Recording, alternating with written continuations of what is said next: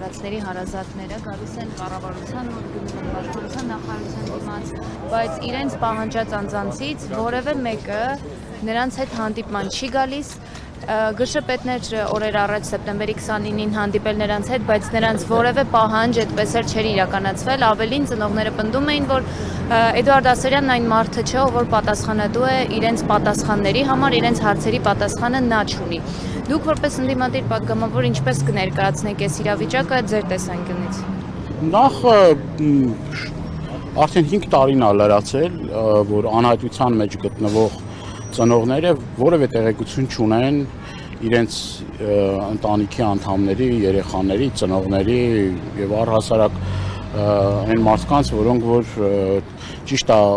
կան մարդիկ, որոնք որ անհայտության մեջ են 2 տարի, կան մարդիկ, որ 5 տարի անհայտության մեջ են, բայց ամենայն դեպս 191 անց ճշտված այս պահի դրությամբ անհայտության մեջ է եւ կրկնում եմ հարազատները որևէ ինֆորմացիա չունեն, իրանց իրավունքն է պահանջելու պետությունից, կառավարությունից, որպեսզի պատասխան տան, թե ի վերջո ինչ գործընթացը ինչ տեղում է եւ այսպես կոչված իրենց այդ հարաբերությունները, բանակցությունները, ես չգիտեմ ինչա, որ խաղաղության իբր պայմանագիր է եւ այլն, տարբեր գործընթացներ կան, չէ՞ որ Ադրբեջանի հետ այդ գործընթացները տարվում են եւ մարդկանց իրավացիորեն մարդիկ պահանջում են, որ ինչ որ լուր, ինչ որ տեղեկություն, թե ի վերջո ինչա կատարվում այդ ուղղությամբ։ Հիշեցնեմ ձեզ, որ ամիսներ առաջ նաև Բաղրամյան փողոցն էին փակել, էլի հանդիպում էին խնդրել, այդ հանդիպումներ չէր տեղի ունեցել, հետո ամիսներ անց ինչ որ կիսատ-պռատ մի հանդիպում էր տեղի ունեցել կառավարության շենքում եւ վարչապետի աթոռը զբաղեցնողը էլի նորմալ հոդաբաց պատասխաններ չէր տվել եւ մարդիկ իրավացիորեն այդ պահանջը դրել են։ Ի վերջո դրանից առաջ գործընթացը համակարգում էր Արմեն Աբազյանը ԱԱԾ-ի պետ, Արմեն Աբազյանի հանելուց հետո ներկա ԱԱԾ պետը գնացել էր Բաքու եւ էլի որևէ տեղեկություններ չէին հայտնել, այսինքն ինչա, այս մարդիկ իրավունք չունեն պահանջելու, թե գործընթացը ինչ տեղում է, կամ այդ ինչ ձև է, այդ ինչ վերաբերմունք այն մարդկանց նկատմամբ, որոնք որ վշտի մեջ են եւ փոխանակ կարեկցանքի, սփոփանքի եւ ի վերջո այդ ուղղությամբ աշխատանքներ տանեն, մի հատ էլ նոր տեղեկանում ենք, ես նոր իմացա եւ մոտեցա ծնողներին, որ ծնողներից երկուսին բերման են ենթարկել եւ ասում են նոր ճշտեցինք, որ տանում են կալանքի, այսինքն նոր ծնողները ինձ ասեցին, որ տանում են կալանքի Աջափնյակի դատարանում,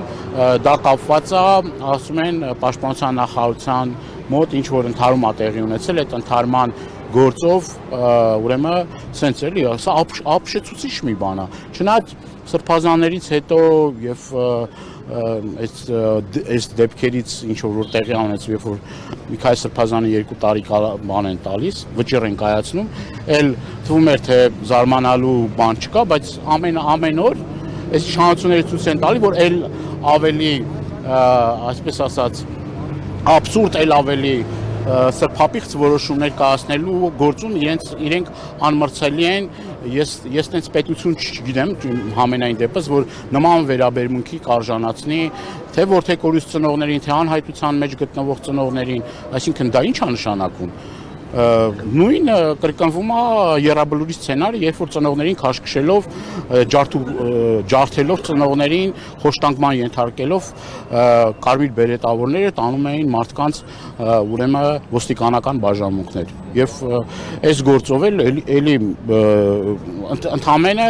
այսպես ասած, ծնողները իրենց վրդովմունք են հայտնել, որևէ մի լուրջ բան տեղի չի ունեցել, բայց իրենց մի սենց առիթ է պետք է, որ հերթական ծնողին, հերթական մարդուն, որին որ պետք է խոնարհվեն, որին որ պետք է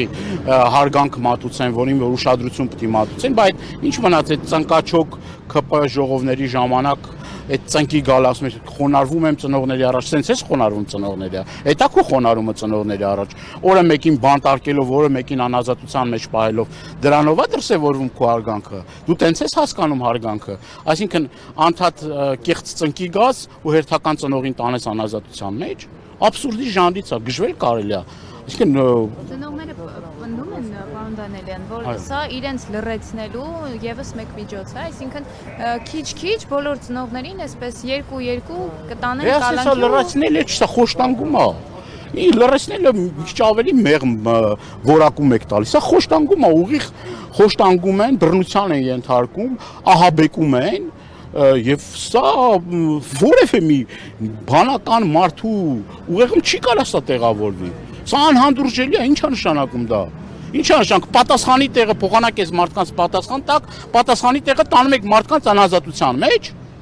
պատասխանի տեղը ծեծում եք այս մարդկանց, խոշտանգում եք այս մարդկանց, փոխանակ պատասխան տակ, ասում եք, չէ, ձեր երեխաներին տարել ենք անհայտության մեջ ենք բարել, կամ ձեր երեխաները այսօր զոհված են, հիմա հերթը ձեր հերթն է, եկե ձեզ պիտի խոշտանգենք, ինչ է սա նշանակում։ Սա որևէ մի ռացիոնալ, ասենք ռացիոնալիզմի հատիկներ էլ չկա անգամ սրա մեջ, էլի։ Սրանով ցույց է տալիս, որ տեսեք, եթե ես կարողանում եմ ազգային բարերարի հետ սենց վերաբերվեմ, եթե ես կարող եմ սրբազանների հետ սենց վերաբերվեմ, որդեկորուց ծնողների հետ սենց վերաբերվեմ, անհայտության մեջ գտնվող մեր հայրենակիցների հարազատների հետ էլ կարամ սենց վերաբերվեմ։ Այսինքն հասարակության տարբեր շերտերի, այն մարդկանց, որոնք որ ամենաթանկն են տվել ու այս օրերին, որ գիտեք էլի, ինչա, այս մի քանի ամիսները մեր համար ողբերգական ամիսներ են, կորուստի ամիսներ են, եւ ամեն անգամ կրկնում եմ ծնկի գալով մի քանի ծնող հայտնվում անազատության մեջ, անհանդուրժելի, անընդունելի, չգիտեմ ում են ուզում հաճի անան, Էրդողանին են ուզում հաճի անան, Ալիևին են ուզում հաճի անան, այսօր Էրդողանը գնացել է Բաքու, կարող է այդ շրջանակներում են այս մարդիկ ձերբակալվում, կարող է այդ շրջանակ այդ կոնտեքստում է եւ այդ ուրեմն այդ իրենց այդ հանդիպումների արդյունքում են ուզում ինչ-որ մի բան ցույց տալ Էրդողանին, Ալիևին, որ կարան սենց անեն, հա, այս սուրբ օրերը, որ մեր համար, չգիտեմ, էլի կրկնում եմ, այսօր էլի հիշատակի օր է, այսօր էլի զոհված մեր ընկերների հիշատակի օրն է, էլի մենք, չգիտեմ, մի Պրոշյանի Պանթեոնում ենք առավոտը, հիմա պլանավորել ենք 6:30 ուրեմն մեր մյուս ընկերների էլի զոհվելու օրն է Վարագաթաղի բարձունքում զոհված մեր ընկերների 6:30 պիտի երաբլուր լինենք։ Ես մեքենայով էի, որ ուղիղ եթերում տեսա, նաև ծնողների հետ կապվեցի, ասին որ սենց բան է, շտապեցի, որ գամ ստեղ իմ զորակցությունը հայտնեմ եւ մտածում էի, որ ուրեմն գնամ բաժանմունք, ասում են, որ ուրեմն նոր-նորքի ոստիկանական բաժանմունքում է, բայց քիչ առաջ նորից եմ կրկնում տեղեկություններ ստացանք, որ տանում են Աջափնյակի դատարան, ծնողներն ասեց։ Պարոն Դանելյան, այսօր պարզ դարձավ, որ 44-օրյա պատերազմի հանգամանքներն ուսումնասիրող ազգային ժողովի քննիչ հանձնաժողովի զեկույցը կուղարկվի արխիվ։ Այս մասին ինչ կարող եք ասել, սա ինչ որ կերպ կարող է ազդել անհետ կորածների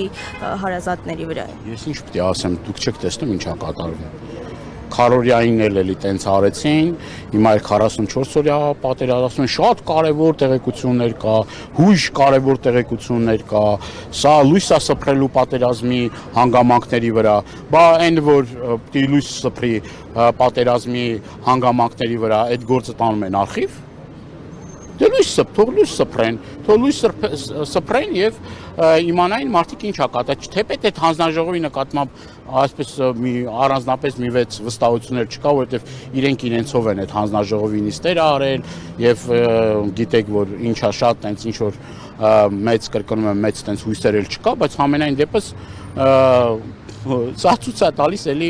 անպատասխանատու վերաբերմունք, բա լավ այդ քան մեկ տարի շարունակ տարուց ավել այդ հանձնաժողովը իբր թե գործ էր անում, ասում են շատ կարևոր հանգամանքներ է ի հայտ գալու։ Այդ կարևոր հանգամանքները եթե ի հայտ չպիտի բերեին, տանեին արխիվ, ինչի էին այդքան մարդու աշխատավարձ տալի, այդքան մարդը իբր օրնիբուն աշխատում էր այդ ուղղությամբ, ուր է դա, ուր է այդ։ Կարող է ծլակները տանում է դեպի իրենց դրա համար են տենց անում։ Ես չգիտեմ, հիմի ցանկացած մարդ կարա դրանով եզրակացություն անի։ Կարա ինչ որ բաներ կա, որ ինքը մտածի, որ հն կարող է իրենց տներին էր հասնում դրա համար է տենց եղել։ Չգիտեմ։ Ասում են պատգամավորները կարող են դիմել եւ արխիվից վերցնել, կարդալ, օրինակ դուք պատրաստվում եք տեսեք, նախ միջև հիմա էլ այդ հանձնաժողովի падգամավորները իմ տեղեկություններով չգիտեն վերջնական զեկույցի տեքստը չգիտեն, ինչքան որ ես գիտեմ։ Ինչ վերաբերվում է նրան, որ падգամավորները վերցնեն ծանոթանան, այդ վերցնել ծանոթանալն էլ գաղտնիության գրիֆ է պարունակում եւ եթե վերցնեն ծանոթանալ ու չեն կարալու այդ նյութերը վերցնեն եւ հրապարակեն, կամ եթե դուք ինձ հարց տաք, ես կարալու եմ պատասխանեմ, եթե պատասխանեմ, քրեական հետապնդման եմ ենթարկվելու։ Դա ավելի շատ պետք է մեր հասարակությանը, հանրությանը, որպեսզի այն, կրկնում եմ, այն հրեշավոր դեպքերը, որտեղ են պատասխանատուները, որ իբր պատասխանատու գերագույն գլխավոր հրամանատար կոչվածի գործողությունները պետք է տեսնեն։ Չէ, ասում եմ, տենց մարդ կա, որ կասկածում է իմ գերագույն գլխավոր հրամանատարի կարողությունների հետ կապված։ Ասում եմ, տենց մարդ կա, որ կասկածում է։ Չէր ասում, ինքը չէր ասում։ Ո՞վ էր ասում այդ ամեն ինչը։ Բա ասում եմ, բան եմ, խոնարհվում եմ ժողովրդի առաջ։ Բա ասում եմ 3 միլիոն Հայաստանում վարչապետ կա, բայց 3 միլիոն վարչապետները Հայաստան չիմանան ինչա տեղի ունեցել։ Բա որ թե կորուս ծնողները չիմանան ինչա տեղի ունեցել։ Ասեմ իրենց իշխանության օրոք, այդքան նաև չպետք է լինենք, որ մտածենք, որ իրենց իշխանության օրոք պետք է այս գործերը բարձրահայտվեն եւ այլ եւ այլ։ Շատ բաներ իմ խորին համոզումը հիմնավոր կասկածներ ունեն, որ այդ նյութերը, այդ կարևոր բաները, այն ինչ որ իրանց է վերաբերելի, դա շատ սահուն ձևով կշրջանցեն, բայց համենայն դեպս անգամ դրանից են իրանք խուսափում, անգամ այն քիչ նվազ բաները, որ կարող է մարդկանց մոտ կասկած առաջացնի, ինձ թվում է հենց դրանից էլ խուսափում են։ Եթե չխուսափեին, կհրապարակեին, բայց լիարժեք 44-օրյա պատերազմի քննությունը կլինի այն ժամանակ, երբ որ իրենք չլինեն իշխանության։ Այդ ժամանակ կլինի լիարժեք քննություն եւ այդ ժամանակ մենք իրապես մեղավորներին կտեսնենք եւ հուսով եմ, որ այդ գործը հաջորդ իշխանությունների օրոք, այսպես ասած, մանրակրկիտ կհետազոտվի, կքննվի եւ ի վերջո բոլոր մեղավորները, որոնք մեղավոր են պատերազմ բերելու եւ պատերազմի ընթացքում անգործություն ցուցաբերելու, շատ ժամանակ հանցավոր անգործություն ցուցաբերելու, իրենց բաժին պատասխանատվությունը կստանա։